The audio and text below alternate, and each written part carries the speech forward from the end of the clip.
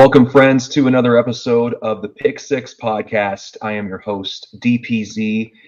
Today, it's a solo episode. Drake is unable to join me for this week's episode, so we wish Drake well. I'm sure he's crafting questions for all the different hobby shows that are going to be taking place this weekend and next week. So we definitely miss Drake, but he's really busy with work. So I decided to come on here and share a few thoughts and maybe do a quick episode and kind of tell you what's on my mind this week, maybe things I'm thinking about. I first and foremost want to thank Dustin, our good buddy, the Sports Card Dad, for allowing us to have this great show on his network. He's worked very, very hard over the years to build and craft a great brand and a great channel. And I've always been very lucky to be a part of that. Drake and I now as well. Dustin's one of the good guys in the hobby. And I think as we learn, there's a lot of folks out there that may not be as inviting or as exciting to deal with, or may have made some poor decisions in the hobby, or may not just be the best of character. And Dustin's of the highest character. He is a terrific, wonderful person, a good person. And I take it very seriously who I align myself with in life, especially in this hobby. And I'm very proud and excited to be working alongside him and to call him a friend. So again, I wanted to make that very clear. I think it's important for us to talk about stuff like that, because I think there's a lot of folks in the space that we're all kind of casting our opinions and judgment upon, and we get frustrated with for whatever reason. And sometimes it's all right I think it's important to also recognize the good people, and there's a lot of good people. He's not the only one, but I just wanted to focus on him today. So Dustin, thanks for being a great guy. Anyway, something I was thinking about and talking with some folks about this past week was the pricing in the market, and whether or not, like, we can use 90s cards for an example. I mean, you can pretty much pick your segment of cards, your market of cards, whatever you want to call it. And is there price manipulation occurring, or is there price protection occurring, and what's the difference between the two? I threw a question out to our good friends on the Card Ladder folks, Josh and Christina and Chris, for their crossover this week about this very thing and this very question. I'm looking forward to seeing how they respond to it tonight. But I wanted to talk a little bit about it on this episode because I feel like there's different ways of looking at price protection and price manipulation. Now, it depends, in my opinion, it depends on how, as collectors, we're approaching the purchasing of a card. How much due diligence are we doing? Can we recognize trends that suggest something's afoot, right? Some nefarious activities occurring. I'll use an example of, I'm not sure if there's nefarious activity involved with this particular card, but there's a Star Rubies card. I got to get the exact year of it. A Barry Bonds card that I purchased and I own, that was sold at auction not too long ago. It was actually, I guess I would say, it was a couple weeks ago, probably a month ago. It's the 99 Skybox Ruby Star Rubies. Out of 50, number 190 is a PSA 8. A PSA 8 sold at auction for $10,200, and then a similar price for the purchase of the card right after that, which was me. And then, no, I'm sorry, scratch that.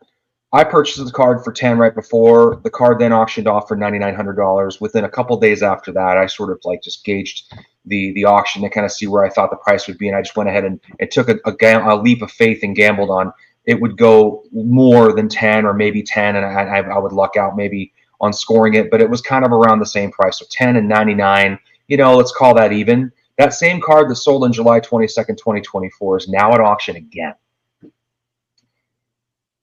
Now, as a buyer of that particular card, I'm going to use this as a specific example because I don't know if there's anything interesting going on here. It could just be the person bought it and they're going to instantly turn around and sell it because maybe they changed their mind. Heck, I do that all the time. And I'm not doing that because I'm trying to create some market for a specific card or a brand or a player. I just do it because I changed my mind. And sometimes I change my mind fairly quickly. Something pops up. I'm like, oh my gosh, I've been waiting for that.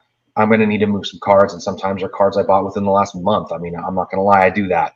There's a handful of cards I've had for a few years now that I've never sold. I never will. I don't want to, but there are some of those cards on the periphery that you kind of use to sell to pay for cards you're buying. Maybe this was a card for that particular person who bought that card, or maybe they saw that card sell at 10, and then that card they bought, they won it at 9,900, and they're like, wait a second, a couple other cards pop up for sale all of a sudden. They're wanting 25K for them, $22,000 for them, and they're like, well, I'm going to try to capitalize on the bonds market being pretty hot right now, which it is, and maybe I auction this card off and see if I can actually flip it for more money. Now, I'm not saying there's anything wrong with that, but it does concern me, and it sort of tells me that maybe this person that's buying that card is so quick to sell it. Is that good for the hobby? Is that good for the bonds market? Is that good for that particular brand? Is that going to hurt me, the person who actually wants to hold the card for a while? That is a card I'd like to hold for a while. If not, that's what a card I'd like to keep. I don't have any rubies, and it checked the box for me for getting a rubies card, but it had me thinking about the legitimate value for that particular card. Now, those that can go up and can go down, and whenever you do see a value creep up pretty quickly, one thing's going to happen. If people hold that card and they see the value going up, they're going to instantly turn around and go, oh gosh, I need to go sell that card right now because I'm going to capitalize on the fact that it's going up. Now, does that mean you're not a collector when you do that? I don't necessarily feel like that's the case, because I think that most of us are doing it because for whatever reason, and you don't really know the true intention of every seller selling the card. It's sort of tricky to figure out. But it does bring to mind the question of the legitimacy of some of these values. Is there price protection going on? And will there be price protection going on with that card? I'm going to be perfectly honest with you, fully transparent. I don't want another copy of that card, so I'm not going to bid on the other 8. I don't want another 8. But let's just pretend for a second there's a couple other people that have that 8. And my buddy Cage talked about this. We actually had a conversation with it a day before, and I gave him a hard time because I'm like, dang it, I was going to talk about this in this episode. And then he put out an episode before talking about it. And not like enough of us could talk about it, but I was kind of like, dang it, I really wanted to have the fresh content on this, not necessarily on manipulation, price manipulation, and price protection. It's probably been talked about ad nauseum, but I really had this fresh idea. So let's just pretend for a second someone who has that Star Rubies PSA 8 is now going to try to price protect that card. Or maybe they have a higher grade and they want to see that grade stay, that value at that 8 stay higher. Maybe it's someone who has one for sale and they want to make sure that they're protecting the price they're asking for by seeing and maybe getting by bidding up that card. If they intend to pay for the card and they would pay for it if they want it, now they have a second copy. Is there anything wrong with that? A lot of people will say no. If they're willing to buy the card and quarter that market, there's nothing wrong with that. I kind of feel like there is a problem with that. And I can be perfectly honest. I've never bid on a card to try to drive the value up because I owned it, because I wanted to see the value stay the same, or I'm like, oh gosh, it's dipping below. I just take my lumps and roll with it. I don't like having duplicate copies of cards because a lot of the cards I like are pretty expensive, and I just can't afford to have duplicate copies. So I kind of take a risk in hoping that the value is going to stay there or go up. But it sort of bothers me that that's happening for one reason and one reason only. It just makes it for 2 reasons. Let's just say 2 reasons. As feeling as a collector, if there's someone else who's just trying to get that card now the price is being driven up, I would say artificially, because the person who's going after that card, they're just going after it to protect the price of the card they already have. I guess if you really want a duplicate copy, but that's hard. It's really hard to argue that, in my opinion. I feel like you're just trying to protect the price, and so I feel like that is sort of a form of a manipulation. You're manipulating the price. Someone else is being affected that's trying to buy the card, and now they're going to have to pay more if you didn't exist trying to protect that price or just didn't care whether it sold for more or less than what you paid for it, then it's going to sell for probably less, right? If it is indeed you and that other person going back and forth, because remember, it only takes 2 people to keep driving it up.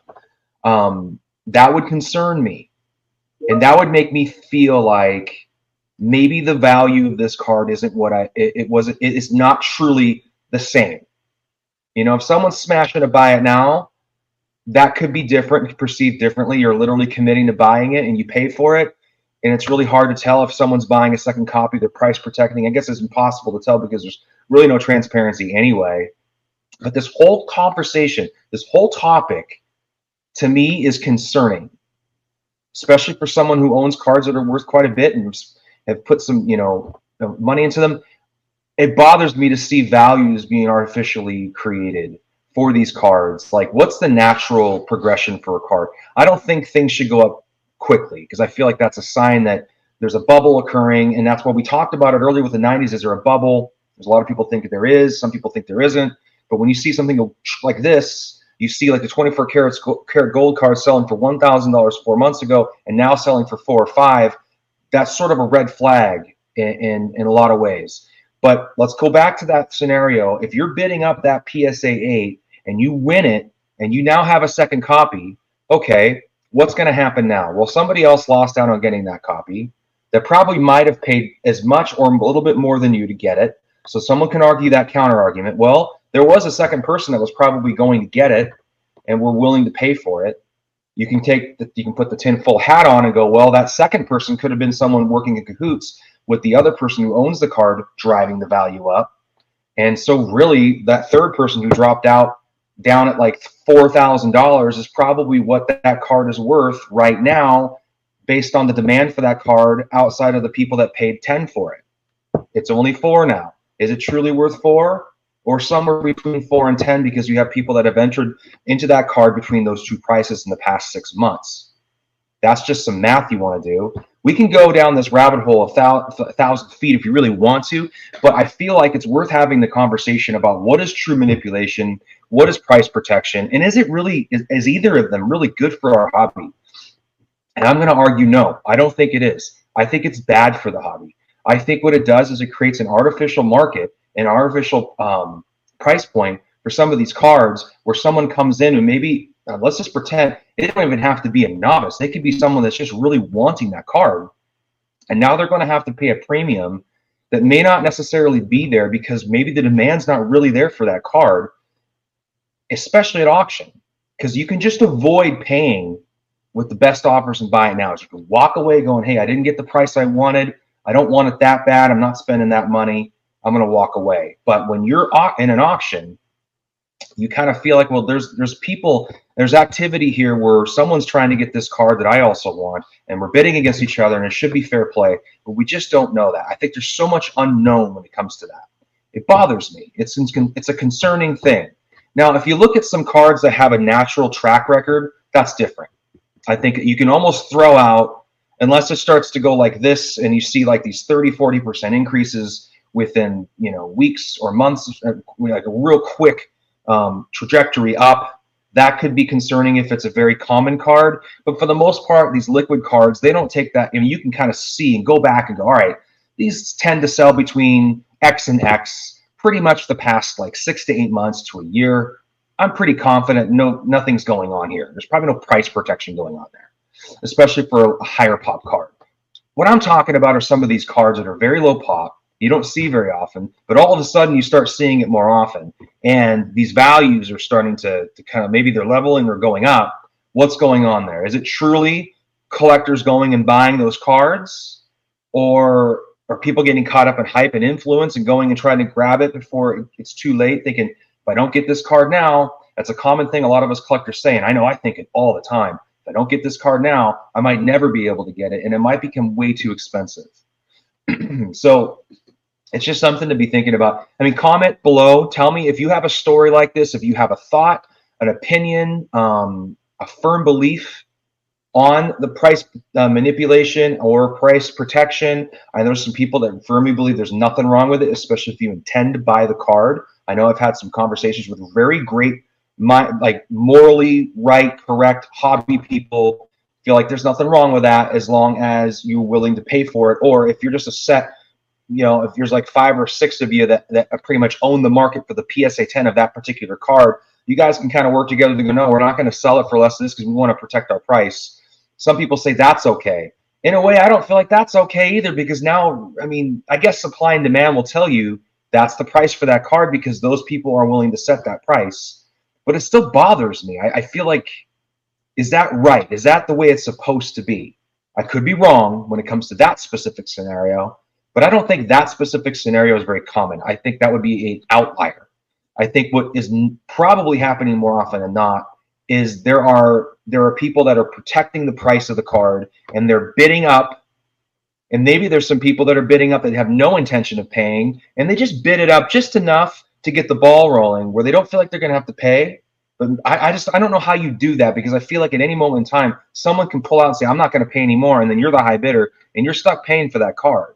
So I mean, anytime you bid on any card, you always need to have the intention of paying for it, wanting it, and buying it. I guess that's what I'm trying to say. Paying for it, wanting it, and buying it. Is it okay? Is it okay to not behave that way? Is it okay to go in there at home? I want to continue to prop up this price because of my investment or the amount of money I spent on that card, and I don't want to feel bad about that amount of money I spent, and I want to get up here. And another thing that happens that people don't realize is some of these cards, when they get pushed up like that, if it's not natural, not organic, then you have a body of our collector base and collecting community that cannot afford some of these cards anymore. They become out of reach. And that was the big question I had.